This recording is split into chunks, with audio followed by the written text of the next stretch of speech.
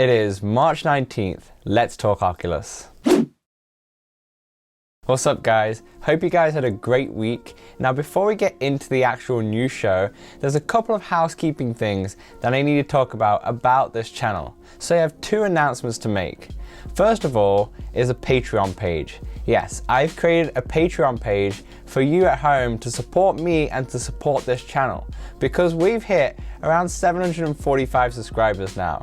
We've gone over 4,000 watch hours and it's only been 6 months. And I want to take this channel further, which means better content, more interaction between us fellow subscribers, and just to make the channel just better as a whole. I'm ready to take this next level and I'm hoping you can come on the journey for me.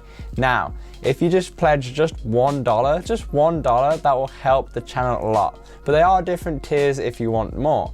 Now, if you can't do that, if you can't afford to, or you just simply don't want to, then that is fine too. This channel is not going to change. It's going to be completely free. There's going to be videos out on Friday and in the midweek. So nothing's going to change for you moving forward.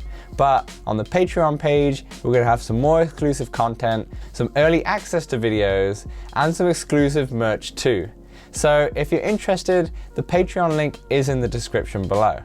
Now moving on to my second announcement, and this is kind of linked. This video is going to be my last video on the channel for a couple weeks. Don't worry, I am not going anywhere, just taking a couple weeks off just so I can focus on the back end of this channel. There's a few projects that I really want to work on, there's a few videos I really want to put out, but they're going to take longer simply because I have a full-time job too. So if you really like the content, just hit the subscribe button so you don't miss when I come back to YouTube in a couple weeks time.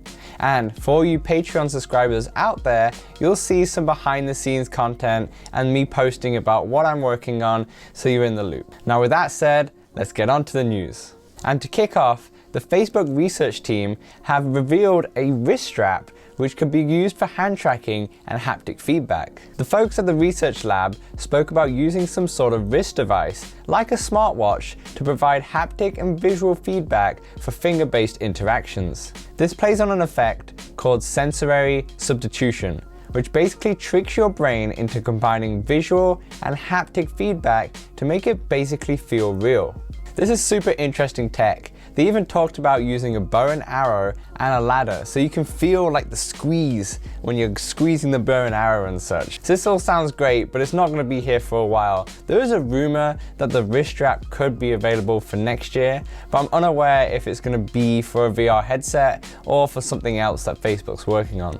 Now sticking with input devices, the folks behind PlayStation VR, Sony, have announced the new controllers for the new PSVR system. Now the reason why I'm mentioning this on an Oculus show is because they feature something amazing that I wish the next Oculus Quest controllers have. These controllers look like open spheres. They look very comfortable to hold actually.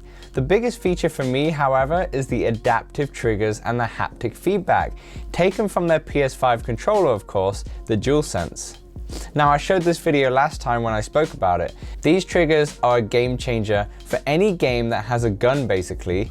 You'd feel much more immersed into the action, and I hope that Oculus bring this feature to the next controller as well. Now moving swiftly on, the folks behind Immersed, which is a working platform for VR, for Oculus in particular, have announced mobile phone support. Yes, iPhone and iPad support you can now view in your VR headset. It's currently in beta, but the app essentially streams your screen onto a VR headset. You can scroll and interact accordingly.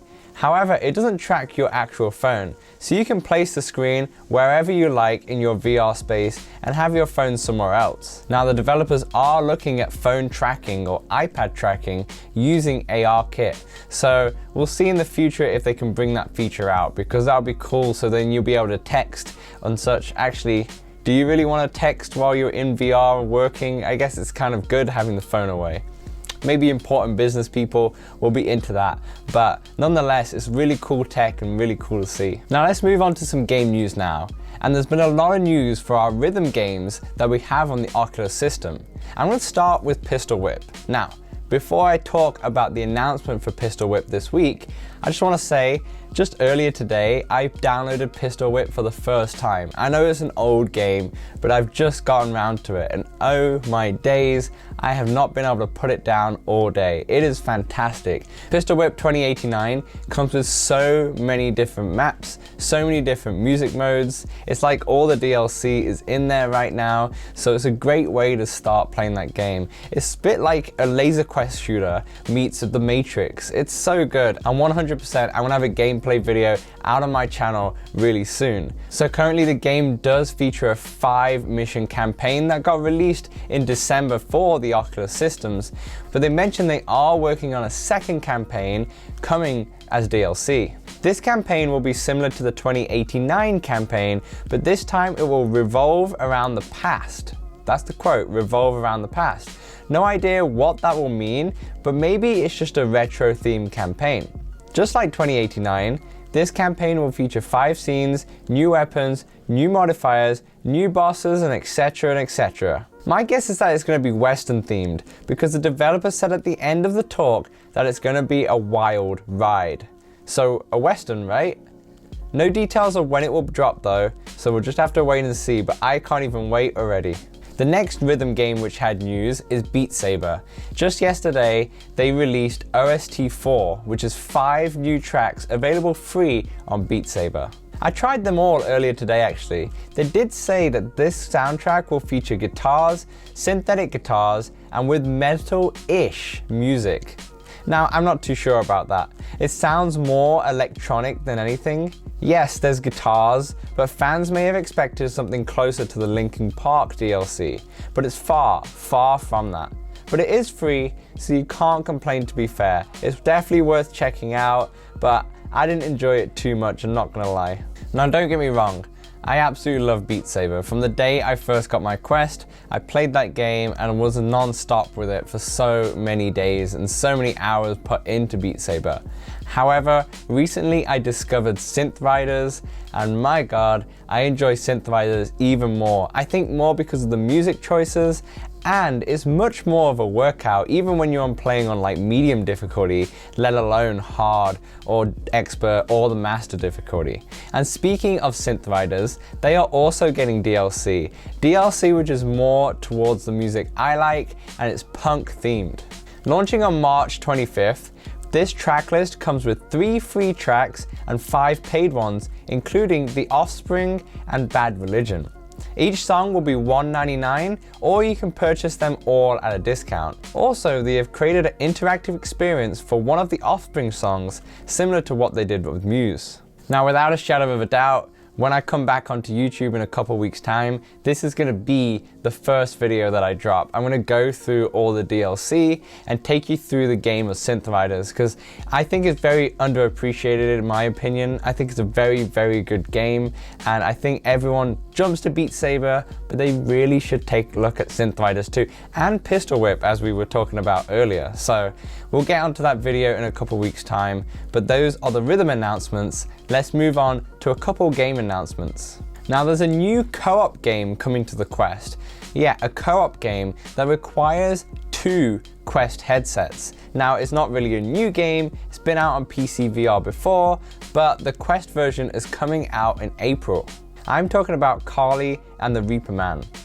It's been out on PC VR in 2018, but it's finally coming out on the Quest. A true co-op game that requires 2 players to play, and there's 2 headsets. Now, the good thing about the PC VR version of this game is that someone can control Carly using the flat screen of the PC, and the other person could be the Reaper in VR. This is not going to be a feature on the actual Quest system, so it would limit the player base slightly. So if you're thinking about checking out this game and you need a friend playing Quest, then just throw your gamer tag in the description below, or throw it into the Patreon page if you are a Patreon subscriber, and we'll make sure you get paired up, or you get paired up with one of us subscribers, one of the Patreons, or maybe I'll jump into it, who knows, we'll see. But yeah, if you don't have anyone to play with, just throw that gamer tag in the comments below. And this last news story is a fun one for all you PC VR or Oculus Link users. It's called Museum of Realities. Now, this is a $20 experience which is now made free until March 26. The experience lets you tour around the museum, checking out different showcases, documentaries, and various immersive experiences. I would definitely check this one out for all you PC VR players out there. It's a free experience and they've just released a Best of the British exhibition, which, me being British, I'll definitely have to check out. It normally costs $20, but you'll get it for free until March 26th, so act right now. And that's a wrap, guys. So like I said on the top of the show, I'm gonna take a 2-week break from YouTube, but don't worry, I will be back in 2 weeks with more content better than ever before. And if you want to see what I'm doing in the next 2 weeks, then feel free to join the Patreon page. I'll be so grateful if you do contribute even just $1. And if not, that's totally fine too. This channel is just going to get bigger and better, and it's still all going to be free on YouTube. So smash that like button, smash that subscribe button. My name is Dan, and I'll see you all in 2 weeks' time. Hit 'em out.